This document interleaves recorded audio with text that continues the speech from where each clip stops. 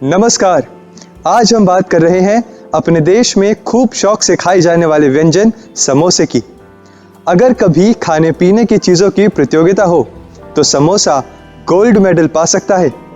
शायद ही कोई गली कूचा ऐसा हो जहां सुबह शाम गर्मा गर्म समोसे ना बनते हों। फूड क्रिटिक आजकल ऐसे ही व्यंजनों का इतिहास खंगालने में लगे रहते हैं। क्या आप जानते हैं कि देश के कोने कोने में मिलने वाला समोसा भारत का है ही नहीं। यह जानना दिलचस्प होगा कि समोसा सबसे पहले किस देश में बना। सदियों पहले बड़े बड़े साम्राज्यों की शाही रसोइयों में इसका क्या रूप था और तब समोसे में ऐसा क्या क्या भरा जाता था जिससे वह शाही दावतों की शान हुआ करता था।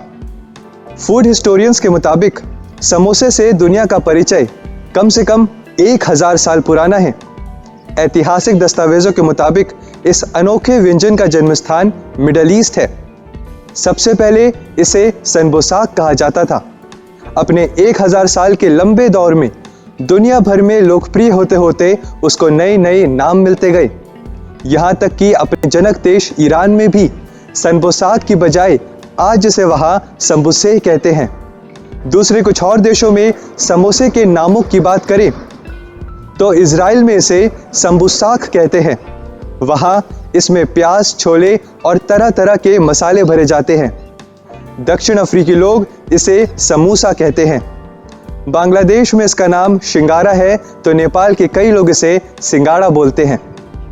इसी तरह पुर्तगाल, ताजिकिस्तान, मालदीव्स, इंडोनेशिया, चीन जैसे न जाने कितने देशों में समोसे को अलग अलग नामों से बड़े शौक से खाए खिलाया जाता है।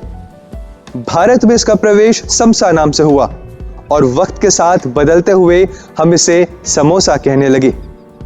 आज अपने देश में आमतौर पर समोसे की तस्वीर आलू के साथ ही बनती है। देश के हर गली कूचे में आलू के समोसे का ही ज्यादा चलन है। कई बार तो लगता है कि आलू के बिना समोसे को समोसा माना ही नहीं जा सकता। लेकिन ये बात बिल्कुल भी सही नहीं है, क्योंकि अपने देश में जब समोसा आया उस समय तक आलू आया तक नहीं था।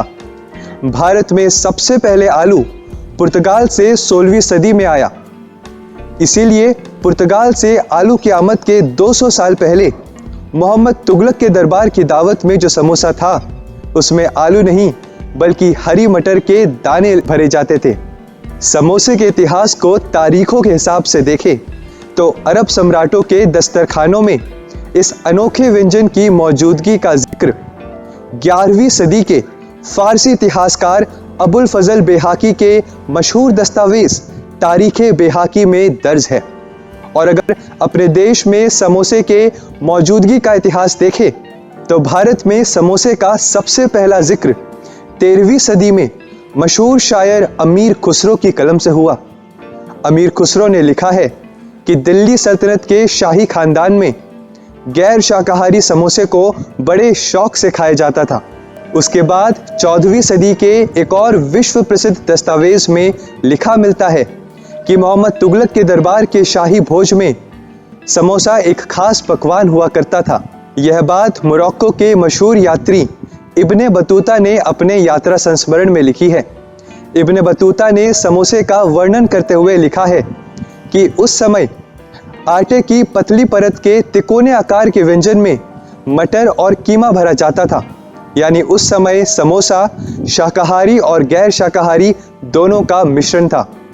गौर करने की बात यह है कि उस समय अपने 400 साल पहले के समोसे के मूल रूप में यह एक बड़ा बदलाव था।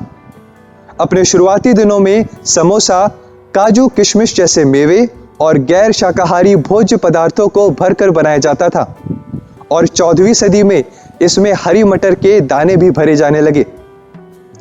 खैर, आने वाले सदियों में तो समोसे में तरह तरह की सब्जियां, मेवे, पनीर आदि का इस्तेमाल होने लगा।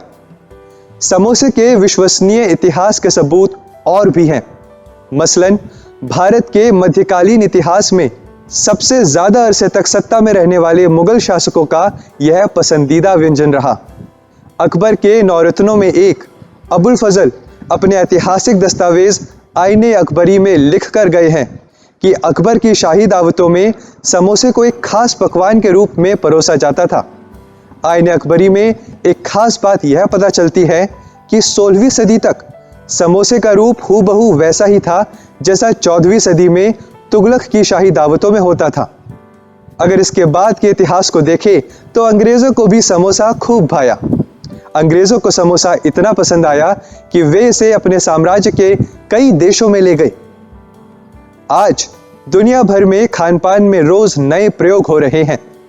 इस लिहाज से अगर समोसों के अनगिनत रूपों पर नजर डालें तो कहीं पर इसमें चॉकलेट भरी जाती है तो कहीं पर चाउमीन और पिज्जा इस्तेमाल होता है। कई जगह समोसे में खोया भरकर इसे मिठाई ही बना दिया गया है। मसलन पश्चिम बंगाल में लबंग लतिका नाम की मिठाई को रूप आकार के कारण मीठा समोसा ही कहा जाता है।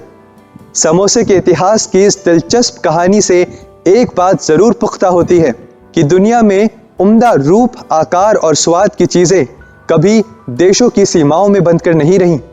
स्वादिष्ट व्यंजन हमेशा ही एक देश से दूसरे देश तक जाते रहे और दुनिया के लोगों ने उन्हें हाथों हाथ लिया। और इसीलिए एक बात जरूर कही जा सकती है कि समोसा आज किसी एक देश का नहीं बल्कि एक अनोखा बहुराष्ट्रीय व्यंजन है।